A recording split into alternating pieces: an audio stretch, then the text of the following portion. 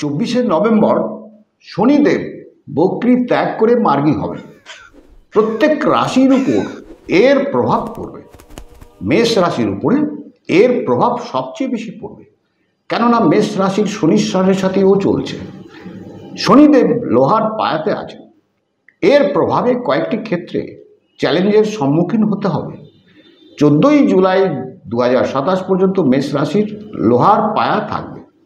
জ্যোতিষে শনির গতির পরিবর্তন, উদয় হওয়া, অস্ত হওয়া, মার্গী হওয়া এসব মহত্বপূর্ণ মানা হয়ে থাকে, কেননা আমাদের জীবনের খুশির উপর, আমাদের প্রফেশনাল এবং পার্সোনাল লাইফের উপর, আমাদের বিজনেসের উপর, আমাদের স্বাস্থ্যের উপর এর প্রভাব অনেক বেশি পড়ে।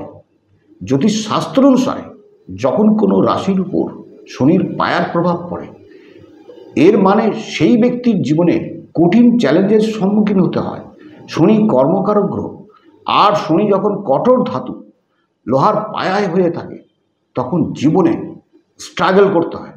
যার মধ্যে মেন্টালি স্ট্রং থাকে সেই ব্যক্তি কঠিন চ্যালেঞ্জকে মোকাবেলা করতে সমর্থন হন। শনিদেব মার্গী হওয়ার পর মেষ রাশির আর্থিক স্থিতিকে ভালো করবে, তবে স্বাস্থ্যের দিকে একটু নজর রাখতে হবে। আপনার শত্রুরা ক্রমশ দুর্বল হতে থাকবে। শনিদেব আপনার ভাগ্যকে অ্যাক্টিভেট করে আপনার আটকে থাকা কাজগুলোকে সম্পন্ন করবে, আপনার ক্যারিয়ারে উন্নতি করবে। চাকরি ক্ষেত্রে প্রমোশন হওয়ার সাথে সাথে পোস্টিংয়েরও সম্ভাবনা থাকবে।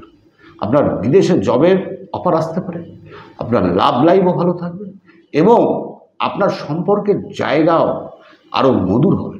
আপনার গৃহে কোনো মাঙ্গলিক অনুষ্ঠান বা শুভকর্ম হতে পারে। আপনার সন্তানের দিক থেকে কিন্তু খুশি খবর আসতে পারে।